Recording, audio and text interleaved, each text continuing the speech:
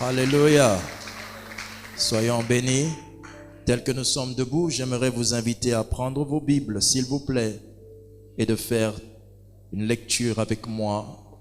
Lecture subdivisée en 3 lectures, dont la première se trouve dans Genèse au chapitre 2, en son verset 21e jusqu'au verset 24.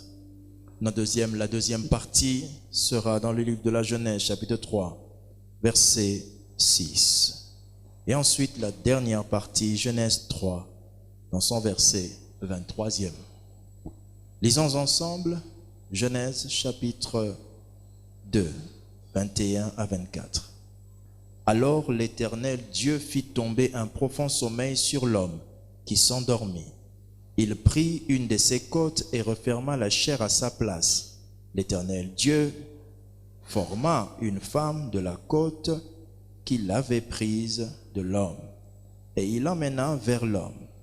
Et l'homme dit, voici cette fois celle qui est os de mes os et chair de ma chair. On l'appellera femme parce qu'elle a été prise de l'homme. C'est pourquoi l'homme quittera son père et sa mère et s'attachera à sa femme, et les deux deviendront une seule chair. Deuxième partie de lecture, Genèse chapitre 3, verset 6. La femme vit que l'arbre était bon à manger et agréable à la vue, et qu'il était précieux pour ouvrir l'intelligence. Elle prit de son fruit et en mangea. Elle en donna aussi à son mari, qui était auprès d'elle, et il en mangea. Troisième partie de lecture, Genèse chapitre 3, verset 23e. Et l'Éternel Dieu le chassa du jardin d'Éden, pour qu'il cultivât la terre d'où il avait été pris. Parole du Seigneur. Nous pouvons nous asseoir et acclamer le Seigneur, s'il vous plaît.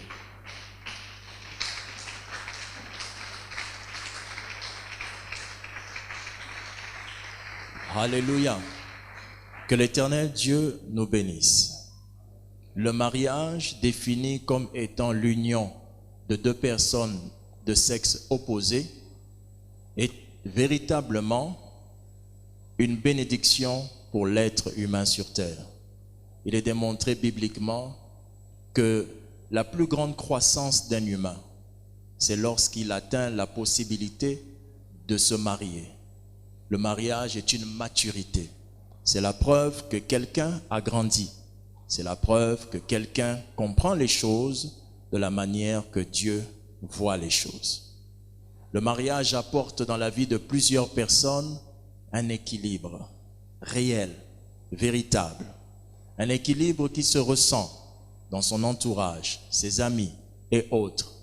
Un changement qui souvent se fait même ressentir dans son corps physique, car la plupart prennent même du poids et ont une meilleure santé après un mariage. Cependant, la tristesse que nous observons est que l'ignorance des couples fait que la plupart d'entre eux sont entrés dans cette union appelée mariage, mais cette union qui était censée être une source de joie et de bonheur devient pour plusieurs une source de grande tristesse. Est-ce le mariage qui est mauvais? Est-ce Dieu qui a instauré une chose dangereuse? Ou bien ce sont les hommes qui doivent apprendre à le gérer ou encore à commencer un bon mariage? La qualité d'un mariage ne se définit pas par la beauté des personnes qui se marient, mais la qualité du mariage se définit par les valeurs qui constituent les personnes qui se marient.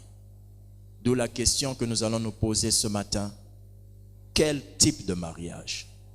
Mais nous n'allons pas nous arrêter à cette question, car il s'agira ici de parler d'un type de mariage qui peut devenir pour certains l'éloignement même de Dieu. Il est écrit, nous l'avons lu tout à l'heure, que le couple appelé Adam et Ève, dont le nom de famille était Dieu, ce couple-là s'est uni dans la présence de Dieu, uni par la main de Dieu. Dieu les a rassemblés.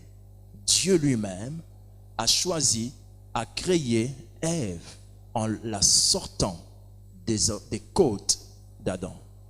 Mais malgré que c'était la main de Dieu qui avait créé Ève pour l'offrir à Adam, une chose bizarre, c'est que ce mariage créé par la main de Dieu, fait, improvisé par Dieu, c'est peut-être pas le mot improvisé, mais pensé par Dieu. Ce mariage qui était censé les emmener à vivre longtemps dans la terre où Dieu les avait mis, dans le jardin, c'est dans ce même mariage, c'est à cause de ce même mariage que le premier être humain et la première femme ont été chassés de la présence de Dieu. Est-ce parce que Dieu avait mal fait ou parce que les deux ne savaient pas comment se comporter pour que leur mariage ne les chasse pas de la présence de Dieu? La question de ce thème ce matin est fort importante. Alors, nous allons le dire aujourd'hui de cette manière. Quel type de mariage peut me faire rater le ciel? Quel type de mariage peut me faire rater le ciel? Le ciel ici, quand on se souvient de ce qui est arrivé à Adam, quand il a été chassé du jardin, on comprend que le mariage, lorsqu'il n'est pas bien pratiqué ou bien même vécu, il peut devenir la source même du problème qui te chassera du ciel ou encore t'empêchera d'entrer dans le ciel. Le livre de Éphésiens, chapitre 5, verset 31, nous dit ceci.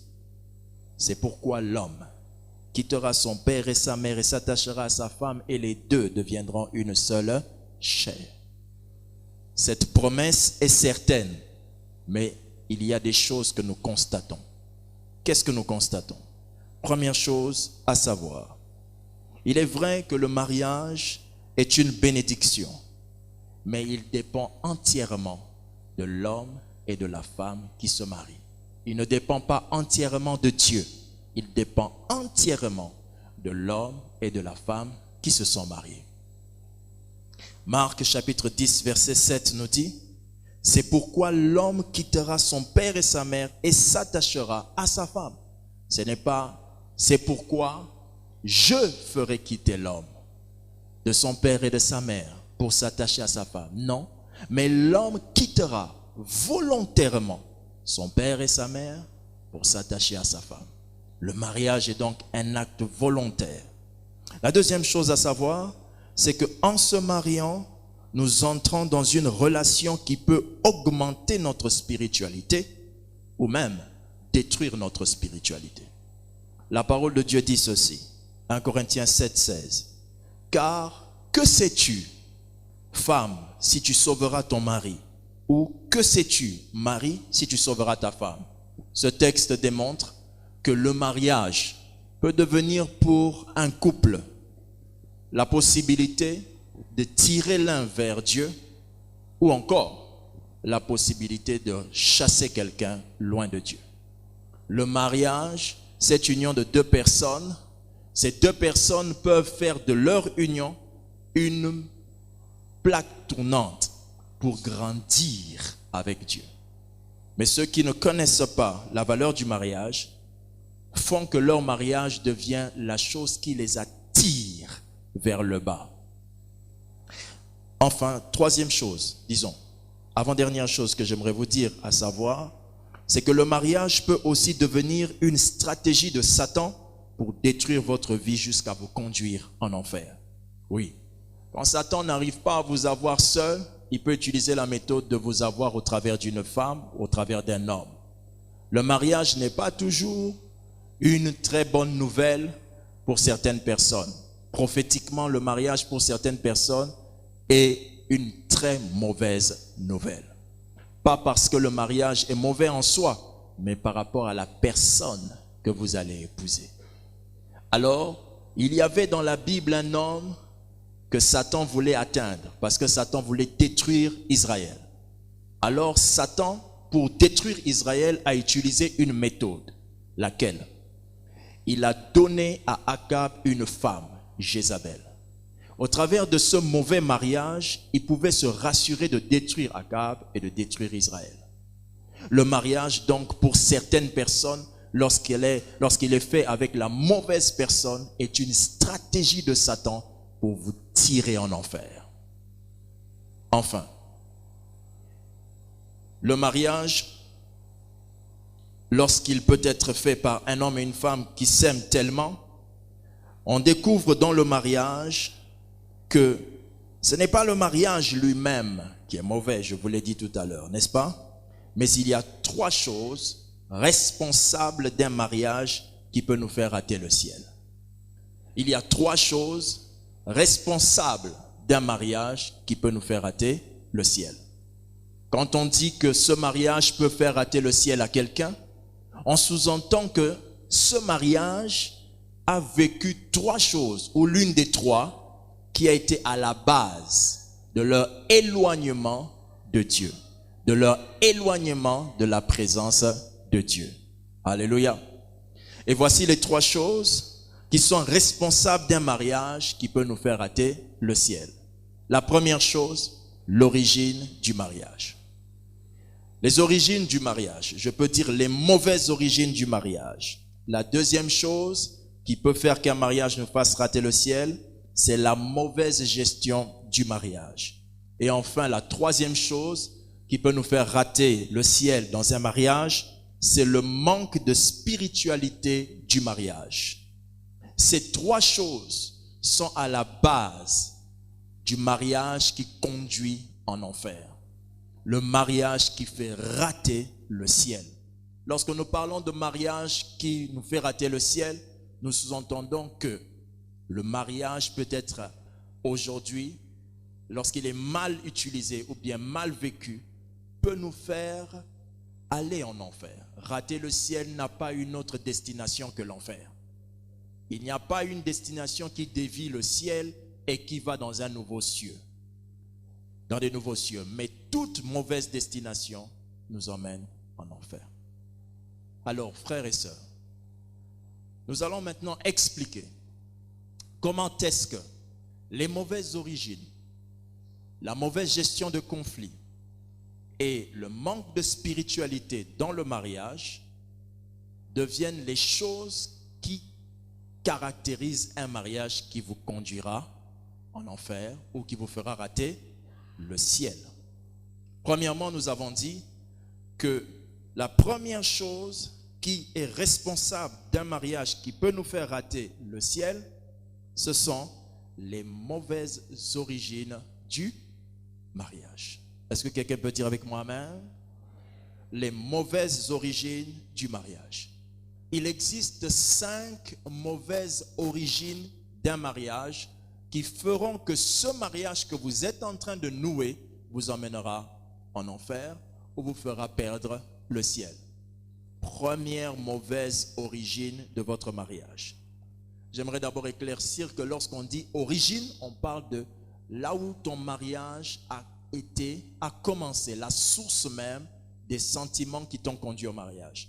Première mauvaise origine du mariage, le mariage fondé sur la sexualité. Le sexe ou la sexualité est une pratique bénissante pour un couple. Mais cette sexualité, lorsqu'elle devient l'origine de votre union avec quelqu'un, votre mariage est en danger. Car le sexe est si important dans un mariage, oui, mais il ne couvre pas tous les jours et toutes les heures d'un mariage. Et dans le mariage, vous découvrirez que ce que l'on appelle les relations intimes entre couples n'ont de la valeur que si les deux savent vivre ensemble. La Bible enseigne ceci, qu'un mariage fondé sur la sexualité va être réellement la base de votre destruction. Un mariage fondé sur la sexualité, c'est lorsque vous voulez épouser une femme parce que vous voulez la connaître sexuellement. Vous regardez une femme qui est un fantasme sexuel, vous ne vous basez même pas sur ses valeurs, vous ne vous basez même pas sur sa nature, mais tout ce qui vous concerne, c'est de découvrir le merveilleux corps qui se cache derrière ces vêtements de moins d'1 centimètre. Et tout ce que vous cherchez, c'est de savoir qu'est-ce qui est derrière. De retour aussi, parce que là je parle comme si j'étais un homme, mais ici je parle en prédicateur, j'aimerais dire ceci. Il y a aussi des femmes qui, lorsqu'elle regarde un bon garçon et qu'elle voit que ce garçon se tient bien, ou bien qu'il est baraqué, ou bien qu'il marche bien, elle a aussi envie de découvrir ce qui se cache derrière sa chemise. Oui, ça se passe chez les hommes et ça se passe aussi chez les femmes. Voici un texte de la Bible qui prouve que le mariage fondé sur la sexualité est très très mauvais et dangereux et vous fera rater le ciel. 2 Samuel chapitre 13 versets 14 à 15. Dans 2 Samuel chapitre 13 versets 14 à 15, la Bible dit ceci. Mais il y avait un homme, fils de David, qui ne voulut pas écouter ce que sa sœur lui disait. Et il déshonora sa sœur en couchant avec elle. Puis Amnon eut pour elle une forte aversion, plus forte qu'en en avait été son amour. Et il dit à la femme qui était sa sœur, lève-toi et va-t'en. C'est ici un homme qui désirait sa sœur. Il désirait tellement sa sœur qu'il a fini par violer sa sœur. Mais après avoir violé sa sœur, il a découvert le corps merveilleux de sa sœur. Très bien, c'est le corps merveilleux de sa sœur qu'il a découvert. Mais ce corps merveilleux qu'il a découvert n'a pas rempli son cœur de paix et de joie. Mais au contraire, après avoir connu sa sœur, connu le corps merveilleux qu'il aimait, il a eu pour elle de l'aversion. L'aversion, ce n'est pas de la haine. L'aversion, c'est de la haine avec un sentiment de rejet. L'aversion, c'est le dégoût le plus ultime qui pousse quelqu'un à ne plus vouloir même supporter votre face et votre présence. Mais c'était le même corps qui l'attirait. Mais qui, juste après avoir connu ce corps, il a rejeté la personne. Ce qui démontre que désirer une femme pour l'épouser à cause de son corps, lorsque vous aurez mangé ce que vous voulez manger, goûté à ce que vous voulez goûter, la chose qui vient après une relation sexuelle qui n'a pas été bâtie par une affection réelle, c'est de l'aversion. La chose qui vient après une relation sexuelle qui n'a pas été bâtie par un amour et un respect sincère, c'est le dégoût. Raison pour laquelle plusieurs femmes sont étonnées de voir qu'un homme la désirait tellement, mais que dès qu'il a pris au fruit, cet homme ne sent même plus la sœur. Alors là, la sœur demande, pasteur, priez pour moi. Dieu n'était pas au début de votre relation.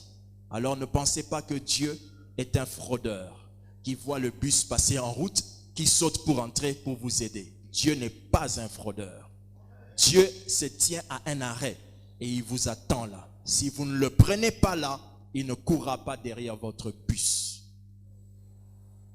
La deuxième chose, deuxième origine, le mariage fondé sur un défi. Je dis donc qu'il y a 5 mauvaises origines du mariage. La deuxième mauvaise origine, c'est un mariage fondé sur un défi. Le mariage fondé sur un défi est lorsque vous vous unissez à une personne pour relever un challenge. Oui, plusieurs personnes disaient, en tout cas, comme c'est la belle fille du quartier, moi je dois seulement prendre la belle fille du quartier. Attention, attention. Il n'y a aucune couronne, ni aucune médaille que l'on donne à quelqu'un qui s'est marié parce qu'il s'est marié avec la meilleure des filles du quartier. Un mariage reste un mariage. Il est égal à tout autre mariage. Mais lorsque vous vous unissez à quelqu'un parce que c'était la plus belle du quartier, oui, c'était la plus belle que l'on voyait. Mais c'est peut-être la plus laide, la plus vilaine que l'on ignorait. On peut connaître votre beauté en ignorant votre mocheté. On peut connaître votre beauté, mais ignorer votre laideur. L'attitude extérieure est définie dans la Bible comme étant une apparence que tout être humain voit, mais Dieu ne voit pas que les apparences. Il voit le cœur. Le mariage fondé sur un défi, c'est l'exemple de David. Dans 1 Samuel 17, verset 25, vous pouvez aller jusque dans 2 Samuel chapitre 6, verset 20, et vous verrez que David a épousé une femme par un défi. Qu'est-ce qu'on donnera à celui qui tuera Goliath? On dit on donnera à la fille du roi et on va libérer la maison de tous les problèmes financiers. Alors David décide d'épouser cette femme-là parce que c'était le résultat du challenge. Le challenge de David était bien, tuer Goliath. Mais la récompense n'était pas obligatoire. Il pouvait refuser la récompense en disant, je l'ai fait au nom de l'Éternel. Mais il a pris la récompense de la femme. C'est la même femme qui, dans 2 Samuel, va dire à David, toi tu es en train de danser devant les gens, tu te montres devant les gens comme un simple homme. Cette femme dénigrait Dieu, méprisait Dieu. Et à cause de ce mépris, David a dit à cette femme, je n'ai rien fait si Dieu m'a choisi à la place de ton père. Et à cause du dénigrement, du mépris de cette femme, la Bible dit Dieu frappa, Dieu rendit cette femme stérile, selon qu'il est écrit qu'elle n'eut plus d'enfant. Elle n'eut pas d'enfant. Alléluia. Michal donc n'était pas une bonne femme à épouser, parce que être la fille du pasteur Lévi ne qualifie pas ma fille d'être la meilleure des femmes que tu dois épouser. La meilleure des femmes n'est pas celle que tout le monde veut regarder ou comme un trophée. Il n'y a pas de trophée dans le mariage. Le mariage est la seule course que l'on court seul et que l'on court pour seul. Ça ne se court pas avec les gens. Mais lorsque vous bâtissez votre mariage sur des choses comme ça, vous venez de prendre un mariage qui vous fera rater le ciel. 3e, mauvaise origine, le mariage fondé sur une comparaison. Quand un mariage est fondé sur une comparaison, c'est un mariage qui nous fera rater le ciel. Le mariage fondé sur une comparaison, c'est cette mauvaise habitude de la jeunesse qui, lorsqu'il y a un mouvement de mariage à l'église, certaines sœurs et frères commencent à dire « moi aussi je dois me marier ». Le « moi aussi je dois me marier » n'existe pas dans le mariage. Il n'y a aucun livre de registre de mariage dans la commune qui soit établi sous ordre alphabétique. Si tu es venu du nom de Germain, de Alain, tu n'auras pas, ou bien Alain c'est pas un nom, du nom de Amazou, le second mariage ne sera pas Bembe. Le second mariage ne tient pas des lettres alphabétiques. Ça veut dire que le mariage, ce n'est pas quelque chose que l'on peut faire parce que quelqu'un l'a fait avant, moi aussi je dois faire maintenant. Il n'y a pas de comparaison dans le mariage. Avoir une femme claire n'est pas un avantage d'une femme avec un super teint sombre. Avoir une femme métisse n'est pas une bénédiction. Avoir une femme d'un teint sombre n'est pas non plus une bénédiction. Ces caricatures et ces complexes noirs et africains sont très dangereux dans le mariage. Ce qui est clair n'est pas toujours clair dans le cœur. Et ce qui est sombre n'est pas toujours sombre dans le cœur. Le mariage ne se bâtit pas sur une comparaison. Parce que les pasteurs, la femme du pasteur, la femme de notre frère est de telle ethnie. Je dois épouser une femme de cette ethnie. Toutes les femmes de l'ethnie là ne sont pas comme la femme que ton frère a épousée. Tu ne dois jamais épouser une femme à cause d'une comparaison quelconque. Il est bien. Comme il est élancé, moi je suis élancé. Même la comparaison physique est une idiotie en choix du mariage. Tu peux choisir quelqu'un qui a ta taille extérieure, mais qui n'a pas ta taille spirituelle intérieure. Ce qui se base dans le mariage, ce n'est pas l'union de 2 personnes qui se comparent par rapport à leur aspect extérieur. Mais non, mais par rapport à leur aspect intérieur. 4. Pour le point que je viens de soulever, vous pouvez garder le texte de 1 Corinthiens chapitre 9 verset 5 où l'apôtre Paul dit, moi aussi je peux prendre une femme comme fait Pierre, mais je ne le fais pas. Je n'ai pas besoin de me comparer à Pierre parce que le mouvement de Pierre c'est qu'il se balade avec une femme à sa main. Je n'ai pas besoin moi aussi de me balader avec une femme à la main parce que je suis apôtre. Alors ce n'est pas parce qu'aujourd'hui tout le monde met un costume col Mao qu'il faut que tu en mettes. Il faut apprendre à avoir un caractère, une nature, quelque chose qui t'est propre. Il faut faire les choses que tu sens de toi-même.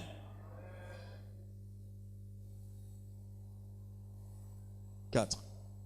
Le mariage, j'ai dit combien déjà? Là, je suis au 40e. Le mariage fondé sur un intérêt. Le mariage fondé sur un intérêt. J'aimerais éviter ici de parler de l'histoire encore de David. Parce qu'en réalité, lorsque vous regardez l'intérêt d'un mariage, on regarde un peu plus ce que l'on y gagne comme étant positionnement. Lorsque vous vous mariez pour un positionnement, vous vous mariez dans un mariage qui peut vous conduire en enfer. Nous ne sommes plus au temps des rois et vous n'êtes pas le fils d'un roi sur terre. Si les rois se marient par arrangement, vous n'avez qu'à regarder et vérifier comment leur union se définisse après. Le mariage qui se bâtit dans le souci de gagner quelque chose, de gagner la voiture que vous voyez. Moi, que je vais m'asseoir dans ce véhicule. Tu t'asseoiras dans le véhicule, oui, mais tu ne sais pas dans quelle direction tu emmèneras ta vie. Enfin, le mariage, 5e mauvaise origine, c'est bien ça, 5e? Le mariage qui se bâtit sur la spiritualité des autres. Lorsque vous voyez un homme spirituel ou une femme spirituelle élevée dans la maison de Dieu, ce n'est pas un critère de sélection pour se marier. Il n'y a que 4 chantres qui étaient ici, 2 filles, 3 filles. Si tout le monde doit épouser ces 3 filles, elles deviendront polygames. On ne peut pas tous épouser les meilleurs chantres. Le mariage ne doit pas être le résultat du qualificatif spirituel qui s'éclate le plus, qui est élevé dans la vie de quelqu'un. Tout le monde ne peut pas être la femme d'un jeune frère qui prêche bien, parce qu'il peut être en train de très bien prêcher, mais avoir de mauvais comportements en bas. Le mariage ne se bâtit pas sur ces choses-là. On ne choisit pas une femme, on ne choisit pas un frère à cause de telles choses. Oui, il prie, d'accord. Ève était dans le jardin, mais c'est toujours Ève qui a sorti tout le monde du jardin. Ce n'est pas l'atmosphère spirituelle dans laquelle se trouve l'homme que tu cherches qui garantira l'atmosphère de votre mariage à la maison. Nous avons dit qu'en dehors des origines du mariage, qui sont à la source des mariages qui nous font rater le ciel, il y a aussi la mauvaise gestion du mariage. L'origine peut être bien aussi, mais on se retrouve à l'intérieur, la gestion est mauvaise. Quand l'origine est bien et que la gestion est mauvaise, de quelle gestion parlons-nous? Nous parlons de 3 mauvaises gestions. La première mauvaise gestion, la mauvaise gestion des conflits. La deuxième mauvaise gestion, la mauvaise gestion des progrès. La troisième mauvaise gestion, la mauvaise gestion des relations. Premièrement, la mauvaise gestion des conflits. Tous les conflits dans un mariage ne sont pas là pour vous détruire. Certains conflits dans le mariage sont là pour vous permettre d'abandonner les mauvaises natures que vous avez. Tout ce que vous trouvez de mal dans le mariage n'est pas mal pour votre vie. Certaines choses que vous qualifiez mauvaises sont là pour vous briser. La Bible enseigne, et les hommes de même, qu'on arrive à sortir le jus qu'en pressant sur un fruit. Les pressions de la vie, les pressions dans un mariage, les conflits pressent les hommes et les femmes pour sortir le meilleur de vous. La Bible enseigne dans Proverbe 20, verset 18, ce qui suit. Les projets s'affermissent par le conseil. Point virgule. Faites la guerre avec prudence. Ce qui veut dire, fais la guerre avec prudence. Ce qui veut dire que la Bible nous dit que tu feras la guerre. Et la Bible te donne déjà le principe de la guerre, c'est la prudence. La guerre est donc pas toujours mauvaise. Elle est souvent une manière d'accroître notre sagesse. Fais la guerre avec prudence. Si tu es Jésus, tu n'iras jamais à la croix si Judas n'est pas là. Fais la guerre avec prudence.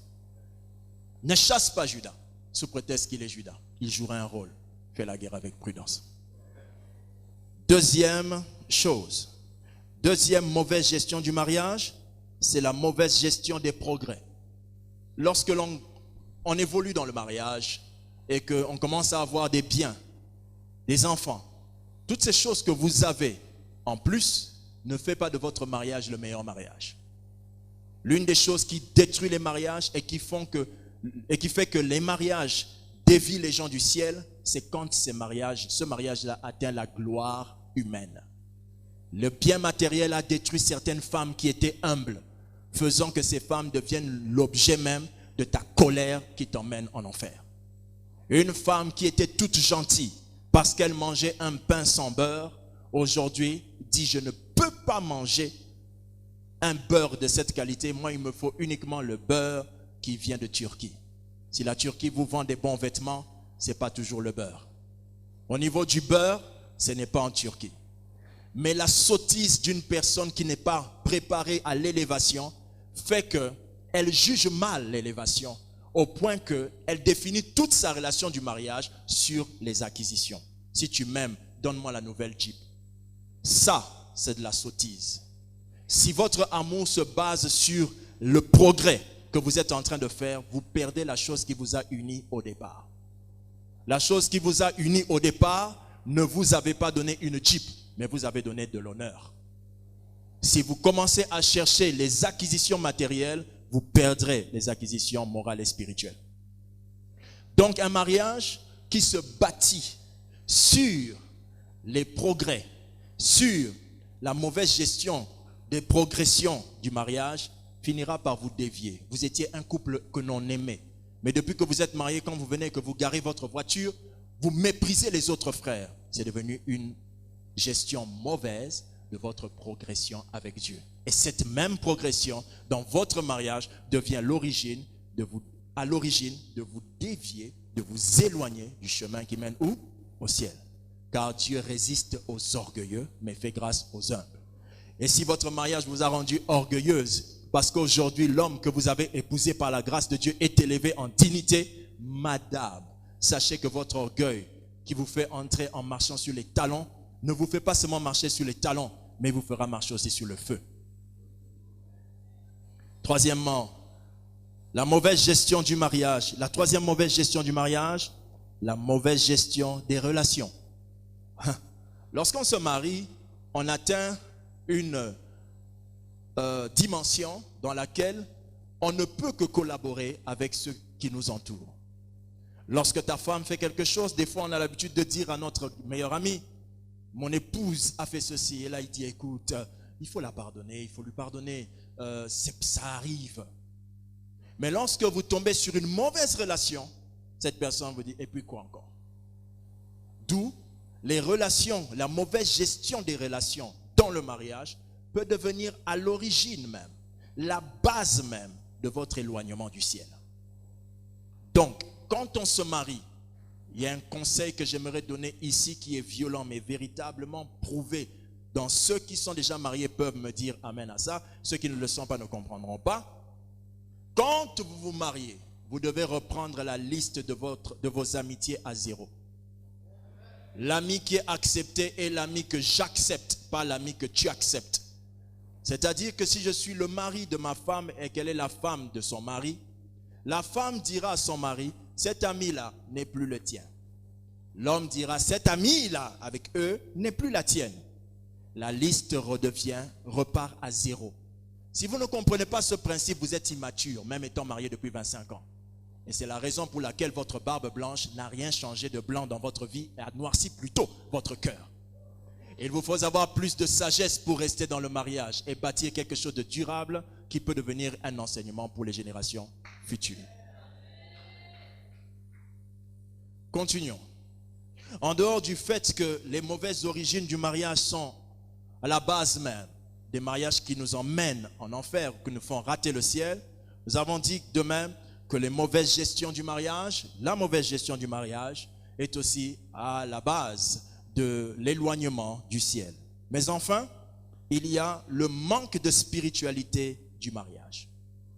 Le manque de spiritualité du mariage. Nous avons cité cela tout à l'heure dans les 3 points lorsque nous étions en train d'expliquer ce qui peut être à l'origine d'un mariage qui nous dévie du ciel. Nous avons dit les mauvaises origines du mariage, la mauvaise gestion du mariage et nous avons dit le manque de spiritualité du mariage. Nous sommes donc dans ce point-là sur les manques de spiritualité, le manque de spiritualité du mariage.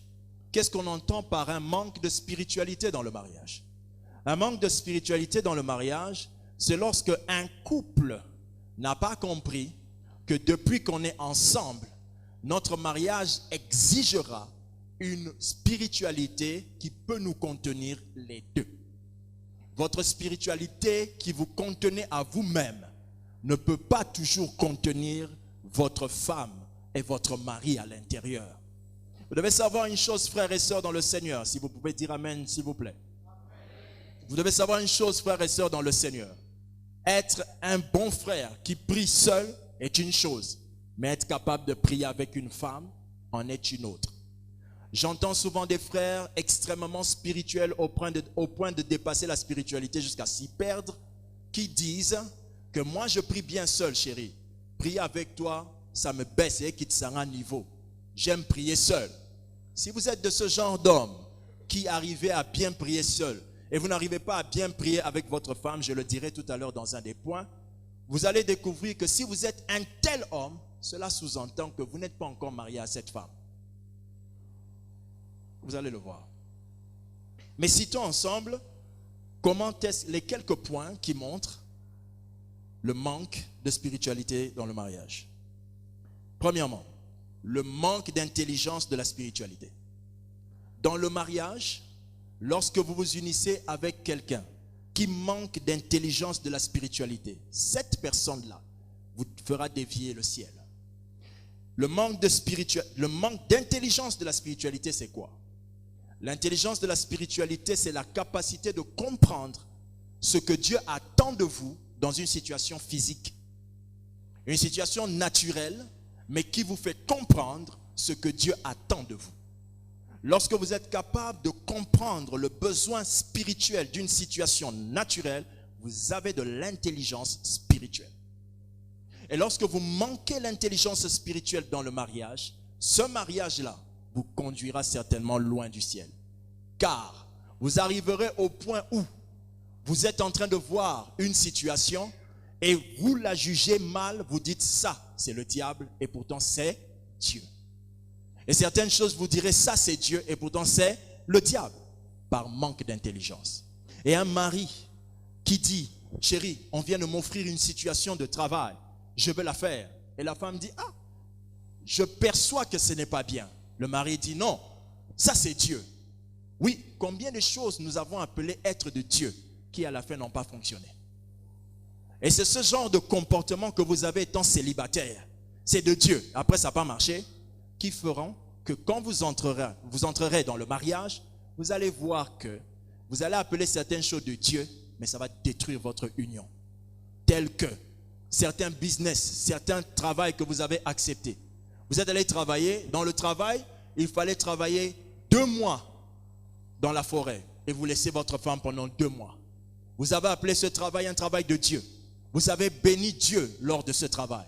Mais il s'est fait que dans les 2 mois, vous avez commencé à prendre l'habitude de regarder à d'autres femmes.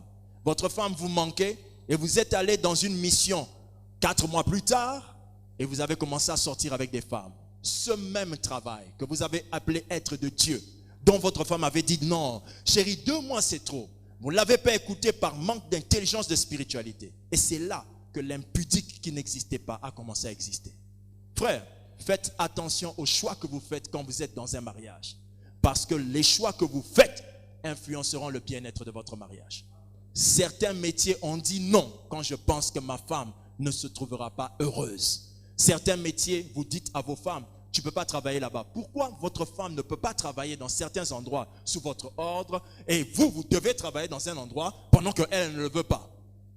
Je ne parle pas de parité, je parle de collaboration. Si vous ne voulez pas le mot, moi je parle de collaboration. Si votre travail, vous le faites et vous rentrez à la maison, si votre travail, vous le faites et vous rentrez à la maison sans que vous ayez quelque chose à la main, c'est une autre chose. Mais tout ce que l'on obtient comme bien financier après un travail, lorsqu'on rentre à la maison, ça bénéficie à qui? À tout le monde, et y compris votre femme. Donc, si le travail que vous faites doit bénéficier à quelqu'un, ce quelqu'un a le droit de regard. Je répète, le droit de regard. Parce que ce n'est pas parce que vous devez prendre soin de votre femme que vous devez vous rendre impudique pour qu'au travers de l'argent de l'impudicité, vous nourrissez votre femme ou votre mari, oui ou non? Donc nous avons tous le droit de regard. La mauvaise gestion des conflits, nous l'avons parlé tout à l'heure, mais ici je parle de l'intelligence. Quand il y a quelque chose qui se fait dans vos conflits, vous devez utiliser votre intelligence spirituelle. Deuxièmement, dans le manque de spiritualité du mariage, la deuxième chose que l'on voit, c'est l'ignorance de la spiritualité. Il y en a qui manquent l'intelligence de la spiritualité, mais deuxièmement, je parle de l'ignorance même de la spiritualité. Luc chapitre 23, verset 34, la Bible dit, Jésus dit, Père, pardonne-leur, car ils ne savent pas ce qu'ils font. Ils se partagèrent ses vêtements et en tirèrent au sort. Il y a des gens qui frappaient Jésus sans savoir ce qu'il faisait, parce qu'ils étaient carrément ignorants de la spiritualité. Pour eux, c'était simplement un vêtement. Pour eux, c'était simplement un homme, mais ils ne savaient pas que c'était le Sauveur. Des fois, parce que vous manquez de spiritualité, vous tapez votre femme en pensant que c'est ma femme. Non, votre femme n'est pas que votre femme. Votre femme est aussi la ressemblance de Dieu elle-même, lui-même. Alléluia. Alors quand vous tapez votre femme et quand vous dites mon mari il se prend pour qui, ce n'est pas que celui qui se prend pour qui, c'est aussi celui que Dieu a mis à vos côtés. Ce n'est pas simplement des êtres qui sont à côté de vous, mais ce sont des personnes qui incarnent Dieu. Le manque de spiritualité fait qu'on pose des actes sans savoir que ça a des conséquences spirituelles. Oui, je suis fâché contre ma femme, je dors. Je ne parlerai pas cette nuit, on va en parler dans 4 jours. C'est une décision qui te fait ressentir que tu es un homme. Tu n'es pas un homme. Tu es réellement un homme qui manque d'intelligence. Lorsque tu prends la décision de ne pas parler à ta femme pendant 2 semaines, soi-disant on va réparer ça plus tard. Moi j'aime pas ça, on va réparer ça plus tard. Tu oublies qu'il y a un verset de la Bible qui dit qu'il faut réparer ça automatiquement. Alors toi qui te prends pour un gonflé, toi qui te prends pour un homme, si tu étais vraiment un homme, tu aurais dû ressembler au Fils de l'homme. Jésus, le Fils de l'homme, a donné des conseils fermes. Et si toi tu penses que tu en es un, essaye d'obéir à ce que le Fils de l'homme a dit. On verra si tu es vraiment un homme. Si tu n'arrives pas à obéir à ça, tu n'es pas un homme. Tu es tout sauf un homme. Et je crains de dire un schtroumpf. La couleur que tu prends ne fait pas ta valeur. Non, non, non, non. Alléluia. Le manque, donc l'ignorance, comme je disais, de la spiritualité, c'est un véritable problème. La spiritualité fait que quand tu caresses la joue de ta femme, c'est spirituel. Quand tu lui dis je t'aime, c'est spirituel. Quand tu lui dis on sort, c'est spirituel. Mais quand tu ne comprends pas que tout ça a un lien spirituel, votre mariage va commencer à aller en déception sur déception, douleur sur douleur. Et la femme qui priait beaucoup, que tu avais trouvée dans les jeûnes et prières, ne jeûne plus pour l'onction, mais jeûne pour que Dieu te change. Et la qualité des sujets de prière démontre la décadence d'un mariage.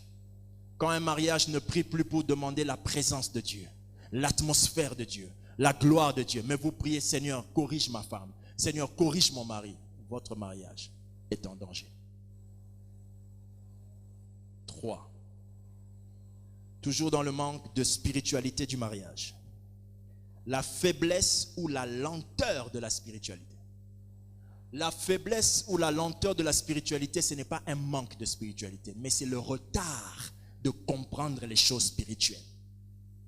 Quand vous avez le retard de comprendre une chose que c'est spirituel, ce retard peut causer des problèmes à votre mariage.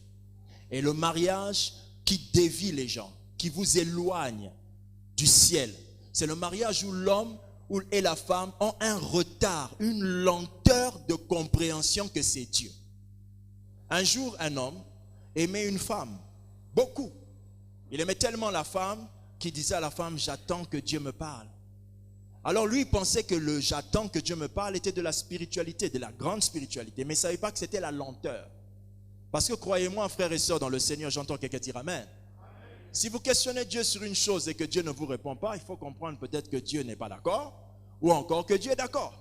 Et si ça reste l'énigme, et si ça reste une question sans réponse, alors laissez tomber. Alléluia. Mais ne faites pas passer du temps à une jeune fille ou à un jeune homme qui espère au lendemain. Mais cette femme-là ne s'est pas comportée comme le frère. Elle a dit au frère, si tu ne m'épouses pas dans 1 mois, toi et moi ça s'arrête, tu me fais perdre mon temps. Elle avait tellement de vitesse qu'elle s'est dit que ce type veut me faire perdre mon temps en parlant de Dieu m'a dit. N'escroquez pas les jeunes filles par cette phrase, Dieu m'a dit, pour leur faire croire que vous connaissez Dieu. Alléluia. Attendre que Dieu vous parle n'est pas la preuve que vous connaissez nécessairement Dieu, mais c'est aussi peut-être la preuve que vous n'entendez pas Dieu. Hébreu nous dit ceci concernant la lenteur de la spiritualité. Vous, en effet, qui depuis longtemps devriez être des maîtres, vous avez encore besoin qu'on vous enseigne les premiers rudiments des oracles de Dieu. Donc il y a des gens qui étaient censés grandir avec Dieu depuis longtemps, mais n'ont pas grandi avec Dieu. Et quand ces personnes se marient, le fait qu'elles n'aient pas grandi avec Dieu à la hauteur que Dieu attendait avant que cette personne se marie, quand tu entres dans le mariage, tu n'arrives pas à comprendre certaines choses. Je reprends ma phrase. Il arrive des fois que vous ne grandissiez pas avec Dieu au niveau que Dieu attend, mais vous vous êtes mariés avant d'atteindre ce niveau-là. Et quand vous vous mariez avant d'atteindre le niveau spirituel que Dieu attendait de vous, vous êtes donc entré dans le mariage étant immature. D'où cette immaturité, vous allez la ressentir. C'est pourquoi, frères et sœurs dans le Seigneur, quand il est temps de lire la Bible 10 chapitres par jour, 20 chapitres par jour, parce que tu n'as pas encore une femme et un mari à côté de toi, fais-le vite s'il te plaît, profite. Car je te le dis, l'expérience le confirme. Quand ces êtres humains que nous aimons beaucoup, appelés femmes et maris, arrivent dans nos vies, elles ont leur temps qu'elles t'exigent et qui est confirmé et accepté par Dieu. Alors je vous assure, vous péchez quand vous dites à une femme, mais je dois lire la Bible.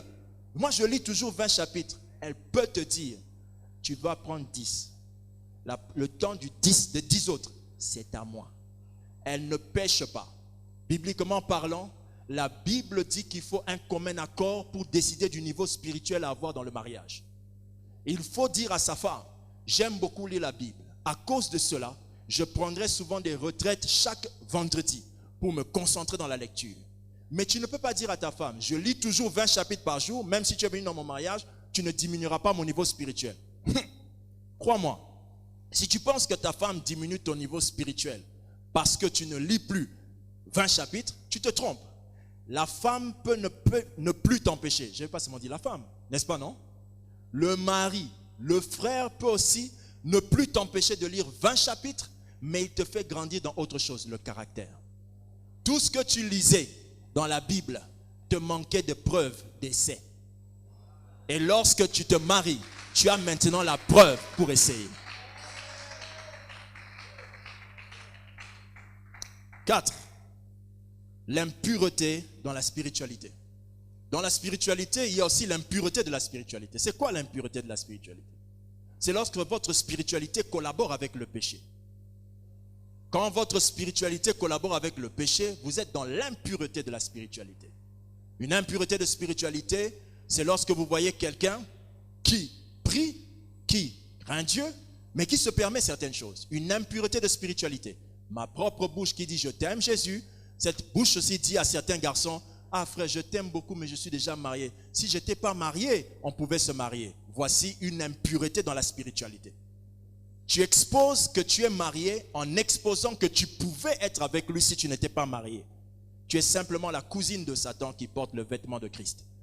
Tu ne peux pas prétendre être chrétien en te comportant de la sorte. Tu te déguises en ange de lumière? Non, en chrétien de lumière.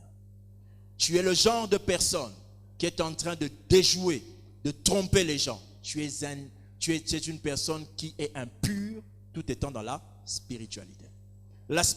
L'impureté de la spiritualité, c'est la longue robe qui cache tout, mais dont le cœur désire tout. C'est le genre de femme qui s'habille décemment, mais qui désire les hommes des autres. Elle est dans l'impureté de sa spiritualité. Elle se coiffe dignement, mais elle regarde les autres cheveux des femmes et dit, si je pouvais avoir ces cheveux. Vous êtes donc un contraste. Si on met l'amplificateur dans vos cœurs, on découvrira que la personne qu'on a dehors et celle qui est dedans, c'est deux personnes différentes. L'impureté de la spiritualité, vous vous cravatez, costumez correctement, vous arrivez à l'église, vous prétendez que vous êtes prédicateur, peut-être vous l'êtes, gloire à Dieu, vous êtes prédicateur, vous prêchez la parole, vous êtes en train de prêcher, mais pendant que vous prêchez, vous pouvez localiser toutes les beautés qui sont assises devant vous. Frère, si vous êtes capable de compter le nombre de belles femmes qui sont devant vous sans être capable de compter les pécheurs qui sont devant vous, vous êtes un impur dans la spiritualité. L'impureté de la spiritualité, c'est cette mauvaise manière de faire les choses avec des intérêts impudiques. Exemple, moi je dois être parmi le protocole du pasteur pour que je le voie. Ah, il est beau. Comment as-tu pu constater la beauté qu'une femme constate pour être la femme de cet homme? De quelle beauté parles-tu qui peut t'emmener à travailler pour le Seigneur à côté d'un homme ouin? Cette beauté dont tu parles fait de toi l'agent spécial numéro 1 de Satan pour la destruction de votre pasteur un jour. C'est de l'impureté dans la spiritualité. Tout pasteur sage doit remarquer et regarder les sœurs qui l'entourent au travers d'un miroir. Ayez l'habitude d'avoir des miroirs dans vos bureaux, des miroirs dans le couloir ou des miroirs quelque part. Je ne parle pas de ça pour une incantation, mais pour voir ce que les gens regardent quand vous passez. Et certaines personnes sont ici, assises, mais elles ne savent pas que j'ai déjà vu comment elles regardent. Elles regardent leur pasteur de la tête aux pieds, par derrière, avec un regard qui est différent du regard que vous avez quand vous êtes en face. Alors quand vous voyez ça dans le miroir, faites tout pour éloigner cette personne de vous. Car si elle ne vous a jamais défini ses origines familiales, je vous dirai que Delilah, c'est l'une de ses sœurs.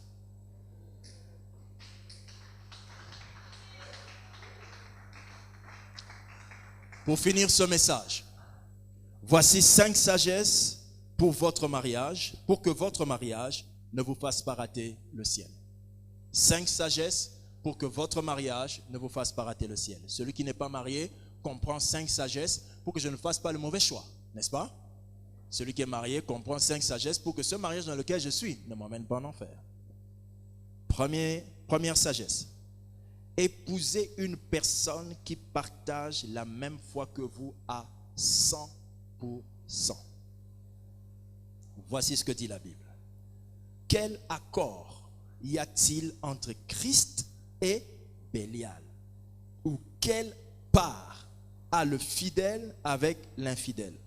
C'est une chose très dangereuse d'épouser une femme, d'épouser un homme qui ne partage pas à 100% votre foi. Je n'ai pas dit épouser un homme à 100% saint. Je n'ai pas dit épouser une femme à 100% sainte. Je parle du partage de la foi. Le partage de la foi, c'est quoi? C'est le fait de définir la base de son salut. Ayez un homme qui définit que je suis sauvé par Christ et qui ne vous dit pas je suis sauvé par le Christ du Dieu de Nzambeya. N'épousez pas un homme dont la doctrine fait que son salut est partagé entre le représentant légal et Jésus. N'épousez pas un homme qui peut aduler, adorer un humain à la place de Jésus. Il adorera une femme à votre place. N'épousez jamais un homme qui aime les choses de Dieu sans avoir Dieu. La spiritualité de quelqu'un que l'on épouse doit se définir dans son salut. Il doit vous dire qu'il est sauvé. S'il ne connaît pas le langage de sauver, c'est qu'il n'est pas sauvé. S'il dit je prie depuis que je suis enfant, dis-lui que dès dimanche, va voir ton pasteur pour recevoir Jésus. Le chrétien qui est chrétien, s'il y a une chose qu'il dit, dont il parle tout le temps, c'est le départ de sa vie avec Dieu. Quand vous rencontrez un homme, ne lui dites pas comment tu m'as rencontré, mais dites-lui comment as-tu rencontré Christ. S'il ne peut pas vous raconter sa rencontre avec Christ, cet homme ne l'a jamais rencontré. S'il vous dit, moi j'habitais à côté d'une église, j'ai toujours été dans l'église, il n'a jamais rencontré Christ. Alléluia. N'aimez jamais un homme qui veut épouser une femme qui prie parce qu'il n'aime pas Jésus. Quelqu'un me suit? Il n'aime pas Jésus. Donc quand nous vous disons d'épouser une personne qui partage votre foi à 100%, c'est une façon de vous dire, vérifiez seulement cette place-là, qu'il soit né de nouveau. Alléluia. S'il est né de nouveau, c'est déjà un bon départ. Mais quand il n'est pas de nouveau, né de nouveau, cet homme-là est un candidat pour vous donner la vie difficile sur terre et vous emmener à commencer à changer vos projets. Et vous allez commencer à dire, Nzambe Sunga Ata, Le kimia, quand tu demandes à Dieu, permet que j'ai un enfant, mais que j'aille vivre dans ma famille. La paix que tu cherches là, ce n'est pas la paix de Dieu. Est-ce que je peux dire quelque chose? Ma Bible dit que je vous donne ma paix, non pas comme le monde vous la donne. Ce qui veut dire qu'il y a une forme de paix que le monde donne. Si c'est cette paix-là que tu commences à chercher dans le mariage, toi tu commences à dévier le ciel, tu vas vers l'enfer. La paix que nous cherchons, c'est la paix que Dieu donne. Et comment Jésus nous donne sa paix? Il nous donne sa paix en entrant personnellement dans notre vie. Il ne nous donne pas sa paix parce qu'on vient à l'église. Il ne nous donne pas sa paix parce qu'on a épousé un pasteur. Non, il nous donne sa paix quand il est lui-même le seul et unique occupant de notre cœur. Deuxième sagesse, pour que votre mariage ne vous fasse pas rater le ciel. Arrivez à prier 1 heure avec votre partenaire.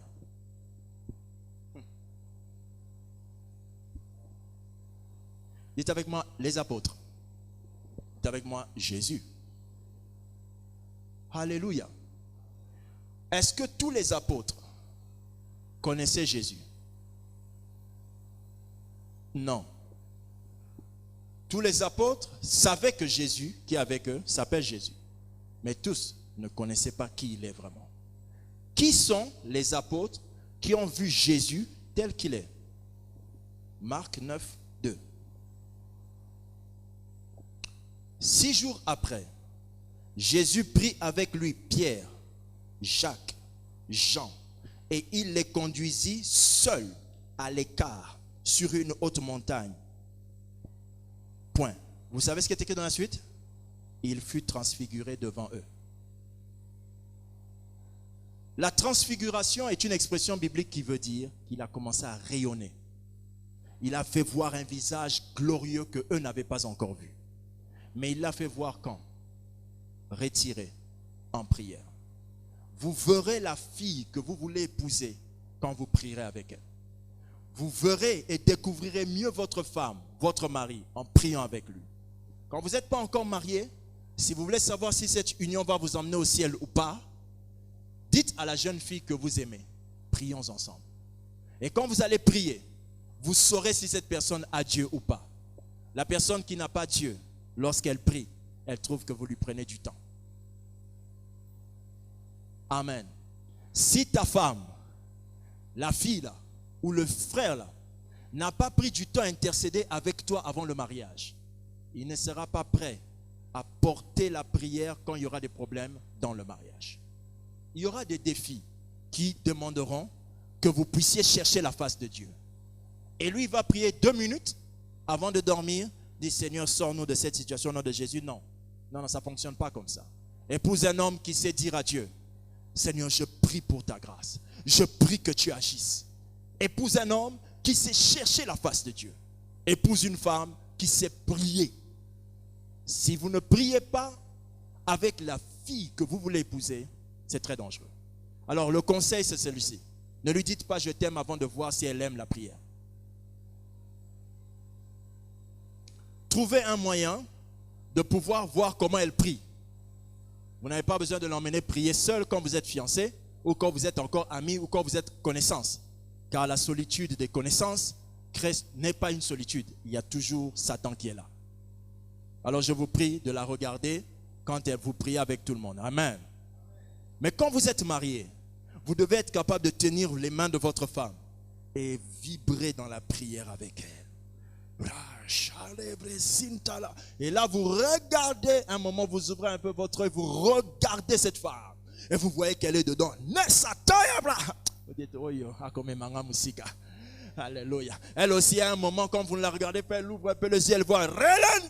Aïe, aïe, aïe, il m'emmènera loin. Priez au moins 1 heure avec votre femme. N'aimez pas que votre femme ou votre mari ne prie que 30 minutes. Non. Si c'est ça, battez-vous pour qu'il puisse arriver à 1 heure au moins. Qu'il soit capable de te dire, chérie, je vais en retraite pour la situation que nous traversons. Amen. Alléluia. Quand vous épousez un mari occultiste, vous respectez sa chambre d'occultisme. Mais quand vous épousez un mari chrétien, vous ne lui donnez même pas un espace pour chercher son Dieu. Voilà pourquoi le mari occulte écrase toujours ton mari dans les réunions. Donne à ton mari le temps de chercher la face de Dieu. Donne à ton mari et apprends à ton mari, s'il ne le sait pas, comment prier longtemps pour que Dieu puisse le défendre dans les problèmes de sa vie. Donne un amen. En parlant de cela, passons directement au troisième point, s'il vous plaît. Réglez vos différends avec la Bible. Un mariage qui vous fait rater le ciel, c'est le mariage où on règle les différends avec les mamans et les papas. J'appellerai mon père, j'appellerai ma soeur, j'appellerai ma mère, j'appellerai ma tante. Vous qui appelez tout autre être humain à part Dieu, vous êtes en train de préparer une déviation petit à petit qui vous emmènera en enfer.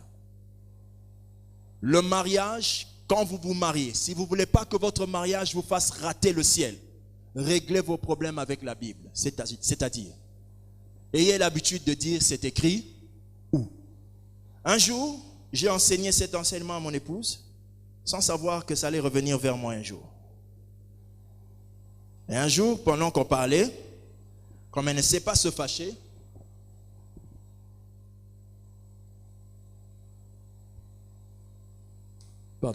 comme elle ne sait pas se fâcher, mon épouse, elle le dit avec un sourire. Hé, Lévi, ça c'est écrit où? Si vous n'avez jamais eu l'occasion de jouer avec un skateboard ou bien des patins à roulettes, vous n'allez pas comprendre ce que je dis. Les trucs là où il y a des roues là, vous voyez un peu de quoi je parle? Si vous n'avez jamais fait ça, vous n'allez pas comprendre ce que je veux vous dire. J'ai eu l'impression que j'étais sur mon skateboard et que j'ai rencontré un mur. Alléluia. Le choc du mur m'a renvoyé par terre. Pour maintenant accepter que j'avais tort, il fallait essayer d'étouffer la voix du Saint-Esprit. Malheureusement, il n'est pas hors de moi, il est en moi. Je sentais que j'avais tort de tous les côtés. Tort devant, tort derrière, à gauche et à droite. Donc, le c'est écrit où est une force. Mais ça ne peut fonctionner que dans un mariage de deux chrétiens. Voilà pourquoi ton mariage est déjà affaibli. Et il est en train de te dévier des méthodes qui résolvent les mariages. La Bible dit ceci. Je dis, Psaume chapitre 119, verset 105. Ta parole est une lampe à mes pieds et une lumière sur mon sentier. Quel que soit ce que nous faisons, si nous voulons avancer, si la Bible dit c'est une lampe à mes pieds, une lampe sur mon sentier, ce qui veut dire que si vous mettez la Bible, la parole de Dieu pour résoudre vos problèmes, vous trouverez le chemin pour vous en sortir. Un mariage qui vous emmène en enfer, qui vous fait rater le ciel, c'est un mariage où on n'utilise pas la lampe de Dieu. On utilise les bougies de ce monde. Vous savez ce que fait la bougie? Elle n'éclaire jamais un sentier. Elle éclaire seulement là où toi tu es. La bougie montre que là où toi tu as raison, pas là où l'autre a raison. Mais la lampe vous éclaire les deux. Vous pouvez voir là où vous avez tort, là où elle a raison. Utilisez la Bible comme étant remède pour résoudre vos problèmes. Si vous n'avez pas ce courage, vous êtes parmi la liste des mariages que Satan attend d'utiliser un jour pour décourager une autre personne pour qu'elle ne se marie pas. Qui a compris? Finissons. 4. Utilisez les faiblesses de votre partenaire pour appliquer votre connaissance de Dieu. Voilà une méthode extraordinaire qui fait qu'un mariage ne peut pas me faire perdre le ciel, ne peut pas me faire rater le ciel. Utilisez les faiblesses de votre partenaire pour appliquer votre connaissance de Dieu. Je vous l'ai dit tout à l'heure. Psaume 39, verset 2. Psaume 39, verset 2. Écoutez. Je disais, je veillerai sur mes voies de peur de pécher par ma langue. Je mettrai un frein à ma bouche tant que le méchant sera devant moi. Ici, David explique que j'ai une attitude qui tient compte des mauvaises attitudes des autres. Souvent, Je me tais quand je me rends compte que la personne qui est devant moi est une méchante personne ou une personne qui se comporte mal.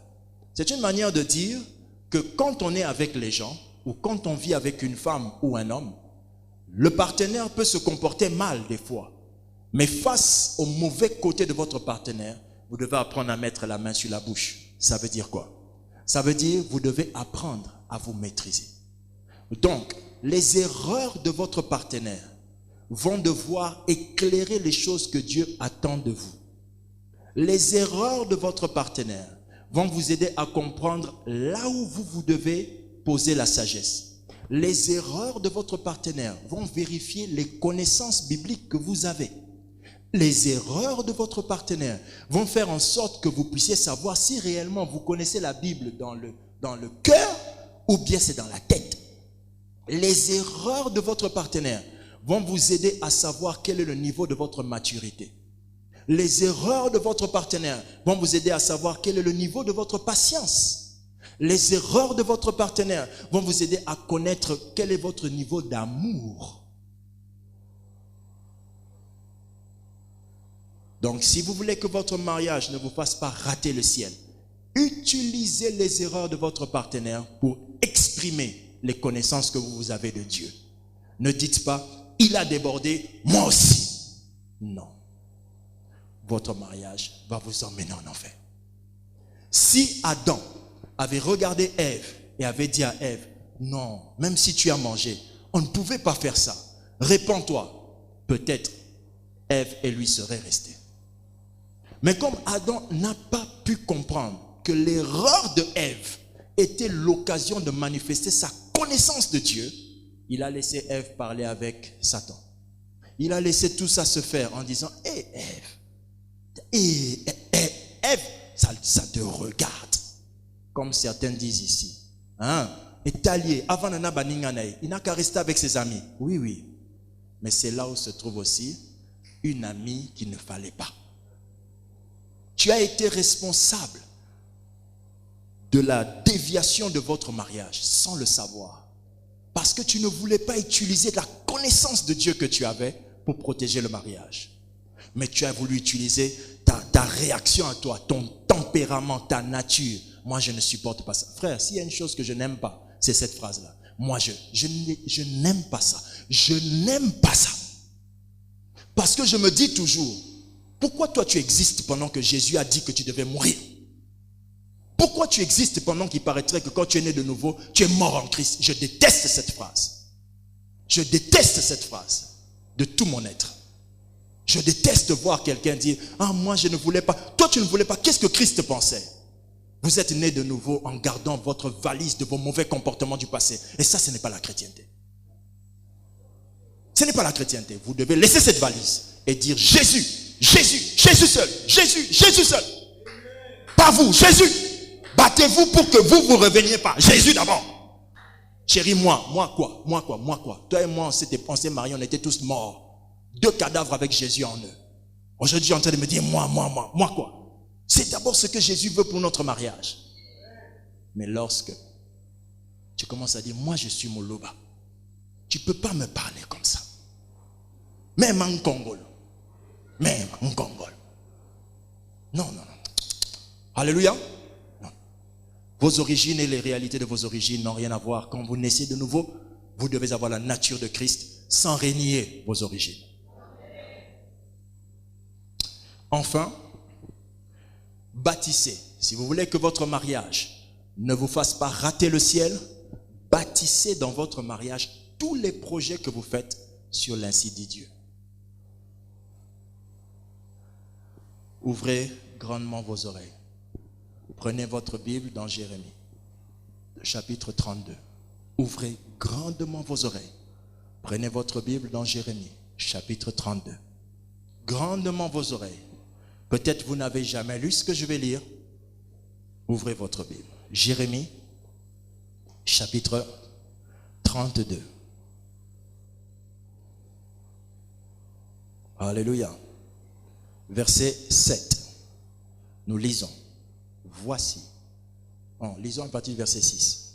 Jérémie dit, la parole de l'Éternel m'a été adressée. en ces mots.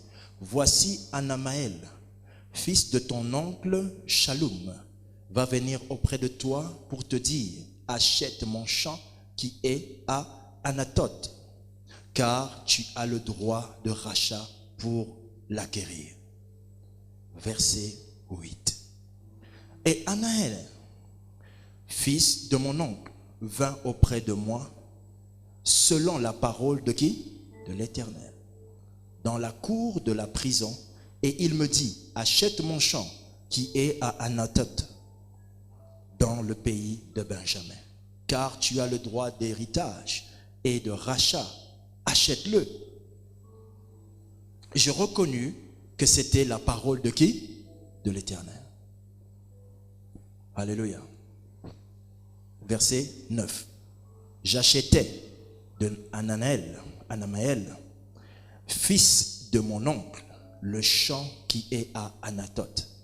Et je lui pesai l'argent, 17 cycles d'argent. Suivez très bien la suite. Tous les juristes, ouvrez vos oreilles. J'écrivis un contrat que je cachetais. Je pris des témoins et je pesai l'argent dans une balance. Je pris ensuite le contrat d'acquisition. Ouvrez bien vos oreilles. Celui qui était cacheté conformément à la loi et aux usages de celui qui était ouvert. Et je remis le contrat d'acquisition à Baruch, fils de Nérija, fils de Machesha, en présence de Anamel, fils de mon oncle, en présence des témoins qui avaient signé le contrat d'acquisition, et en présence de tous les Juifs qui se trouvaient dans la cour de la prison. Et je donnai devant eux cet ordre à Baruch. Ainsi parle l'Éternel des armées, le Dieu d'Israël. Prends ces écrits, ce contrat d'acquisition, celui qui est cacheté et celui qui est ouvert, et mets-les dans un vase de terre afin qu'ils se conservent longtemps. Frère, je n'aimerais pas entrer dans un autre message, mais je voulais dire aux juristes, ce texte est une mine d'or de révélation juridique. C'est même à la base du fait qu'aujourd'hui, depuis longtemps d'ailleurs, on prend des grands contrats, des documents très importants et on les garde dans les banques. Dans les banques, il y a des endroits où on garde des documents, pas seulement l'argent. C'est une base. J'allais dire beaucoup de choses. Il y a même la commission des commissionnaires qui est sortie là. Vous qui n'aimez pas payer les commissionnaires. Bon, c'est pas ça le sujet. On revient d'abord. Je vais revenir là-dessus un jour. Oui, je parlerai de ça. Les lois et la chrétienté.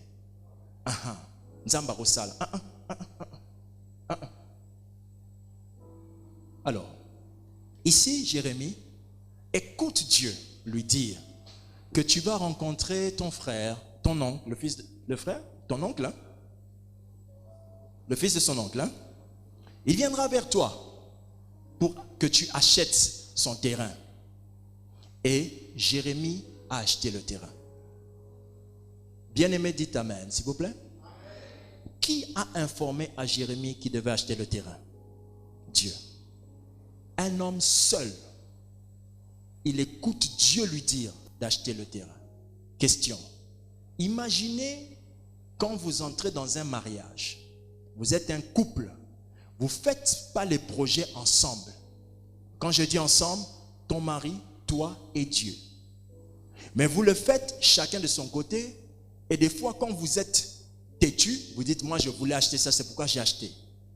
Ma Bible dit que Dieu peut orienter quelqu'un pour faire un contrat, pour faire une acquisition. Ce n'est pas parce que vous êtes chrétien que votre mariage ne peut pas avoir des problèmes. L'une des sources de vos problèmes n'est pas Satan, mais aussi le fait que les projets ne sont pas faits ensemble. Et les projets que vous faites, vous ne les faites pas avec Dieu au départ. Si Jérémie a fait cela, a acheté ça, c'est parce que Dieu le lui a dit. l'une des choses les plus cachées qui ont détruit les mariages de chrétiens sans voir Satan, c'est lorsque l'un et l'autre a des projets qu'ils ne partagent pas à l'autre et qui ne viennent pas de Dieu. Les projets que vous avez, tels que je voyage demain, tu ne me le dis même pas avant. Quand vous allez voyager, vous n'avez pas voyagé pour aller connaître une femme. Mais comme vous êtes allé sans l'accord divin et le contrat d'entente avec votre femme, vous perdez une protection. Ça, c'est à la base inconnue des mariages qui nous dévient le ciel, qui nous emmènent en enfer, qui nous font rater le ciel. Vous ne vous rendez pas compte souvent des moindres choses que vous faites qui vous dévieront plus tard, loin du ciel. Dans le mariage, on ne fait rien sans consentement mutuel, que ça vous plaise ou pas. C'est pourquoi le mariage n'est pas fait pour les petits-enfants. Si vous êtes un gamin, ce que je dis, même étant marié, vous ne le comprendrez pas. Vous allez dire non, moi c'est moi. Vous n'êtes qu'un garçon. Si la couche de votre mère, vous ne l'enlevez pas, alors n'allez pas avec ça dans le mariage parce que votre femme ne pourra pas vous aider avec ça. Grandissez très vite. Dans le mariage, Satan utilise une méthode subtile où on ne le voit même pas. Quelle est cette méthode? Prendre des décisions, faire des contrats, faire des ententes sans que Dieu ne soit l'auteur et sans en parler à votre partenaire. Ce n'est pas parce que vous n'avez pas fait un mauvais songe, mais cette décision-là va retirer la protection. Et plus tard, votre femme va se sentir inutile. Qu'est-ce que je fais dans cette maison? Je suis inutile. Frère, dis avec moi amen. Ma Bible dit que quand Dieu envoya Moïse en Israël pour sortir son peuple de l'Égypte, quand il envoya Moïse vers le peuple d'Israël pour sortir son peuple d'Égypte, il dit à Moïse, dis-leur que je suis envoyé. Je suis. Si je suis. Dieu se présente comme étant je suis. Pour dire que moi là, pour que je fasse ce que je t'ai dit que je vais faire, c'est en fonction de ce que je suis. Alléluia. Frères et sœurs dans le Seigneur, un conseil. Vous ne pouvez pas, même si vous êtes Moïse, aller voir Israël si Dieu lui-même n'a pas dit que je suis dedans, je suis là. Vous ne pouvez pas, dans un mariage, faire des projets si toi et ta femme n'êtes pas ensemble pour parler. Frères dans le Seigneur, ne blaguez pas avec ce que je suis en train de dire là. C'est à la base du détournement. Détournement, ce n'est pas le mot, mais la déviation de beaucoup de mariages. Quand votre femme ne sent plus son importance, dites avec moi, je suis. Dieu a dit qu'il est je suis.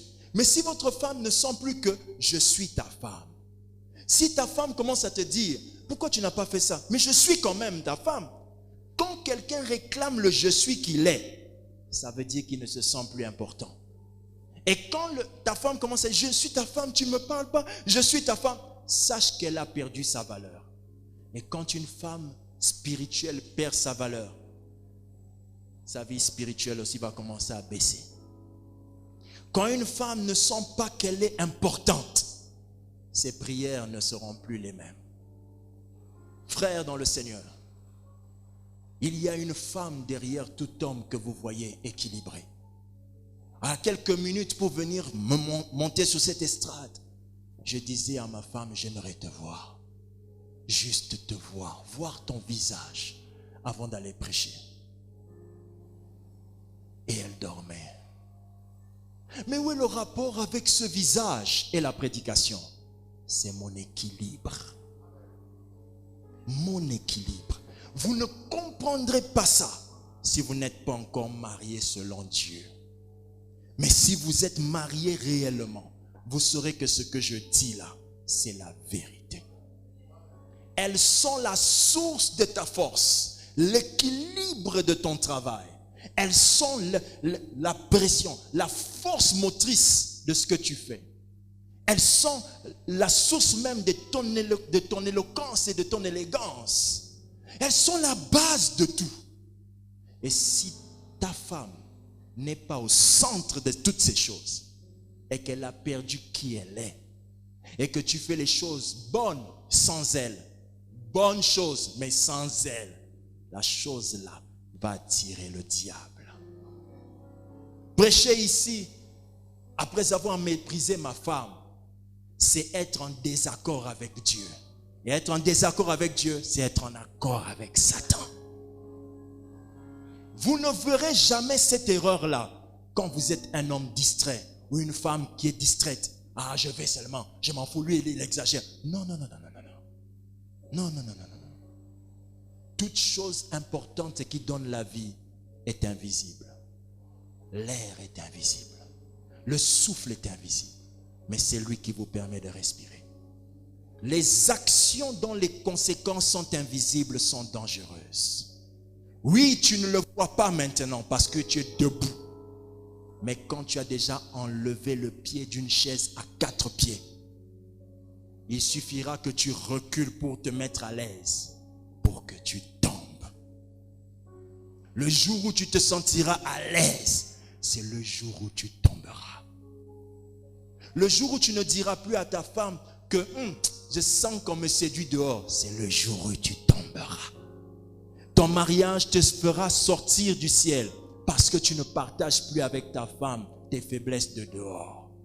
Le jour où tu cacheras à ta femme une chose, tu retireras le 4e pied de ton siège. Et tu ne sauras pas qu'est-ce qui va se passer pour que tu tombes. Le jour où une de tes journées passera 24 heures et que tu ne donneras pas à ta femme 1 heure pour un rapport de conversation, ne fût-ce que, c'est le jour où tu prépareras, tu enlèveras le 4e pied. Et le jour où tu te sentiras à l'aise, tu tomberas. Je suis un jeune garçon, tu peux me le dire. Pasteur, je ne connais pas ces choses. Non, moi j'enseigne les femmes que toi tu veux épouser. Et je dis à mes jeunes filles ceci, jeunes filles, un homme, il se fait voir déjà dès le départ. La sœur Rosny a dit ceci lors de son mariage. Que j'épouse cet homme à cause d'une chose. C'est que lorsque nous étions en Europe, j'avais des problèmes d'argent. On se connaissait déjà. C'était mon fiancé, mon camarade. Et j'ai vu, cet homme connaissait que j'avais des problèmes. Je ne lui ai rien demandé. Et je vois le monsieur m'envoyer de l'argent. Dites avec moi de l'argent. Pas 1000 euros. Vous savez ce qui a touché Rosny? Elle ne lui avait pas demandé, mais il a envoyé 35 euros. 35 euros en Europe ne vaut rien. Ne valent rien. Absolument rien. Mais Rosny a vu que si ce jeune garçon peut prendre 35 euros, c'est que c'est tout ce qu'il a. Pour moi, c'est qu'il va se battre pour nos enfants. C'est qu'il va se battre pour moi. Il ne me laissera pas. Il ne m'abandonnera pas. C'est comme ça que Rosny a vu dans ce frère Francis qui deviendra un père pour ses enfants. Les choses qui font votre valeur ne sont pas les grandes choses que vous présentez aux gens, mais les petites choses auxquelles vous veillez. Je voulais juste te dire bonne nuit, chérie. Ces petites choses-là gardent un mariage sur le couloir du ciel. Mais si ces petites choses, vous les négligez, vous ne vous rendrez pas compte que vous jeûnez toujours, vous priez toujours, mais votre mariage va déjà vers l'enfer. Ces petites choses. Une main dans la main, un câlin sur la joue, qui ne coûte rien, qui ne t'enlèvera rien, même si tu es un Kassaïen, un je ne sais pas de quelle tradition. Quel que soit ce que tu es, nos pères eux-mêmes voyageaient et ramenaient quand ils avaient plusieurs femmes. 15 pagnes pour les 15 femmes. Ils savaient que si je veux garder les 15, je dois traiter les 15 comme si chacune était seule. Mais vous qui êtes monogames, vous méprisez le un que Dieu vous donne, au point de beaucoup prier ici à l'église et rentrer à la maison et de faire comme vous voulez. Ne vous en faites pas. ce n'est pas seulement le péché qui déroute un mariage, mais c'est aussi la négligence qui déroute un mariage. La négligence, faire les choses, mais pas bien, pas parfaitement, pas avec insistance. Je vous en prie, frères, ne faites pas de votre mariage la source même de votre perdition. La vie est longue lorsque l'on sait vivre en paix avec l'être qui est avec nous. Mais elle peut devenir courte, la vie, lorsque vous ne savez pas gérer la personne qui est avec vous. Cet enseignement ne peut pas répondre à toutes vos questions, mais à l'une d'entre elles, une de vos questions, si elle a trouvé une réponse, alors faites ce que vous avez entendu, mais faites-le très bien. Et que Dieu bénisse votre mariage.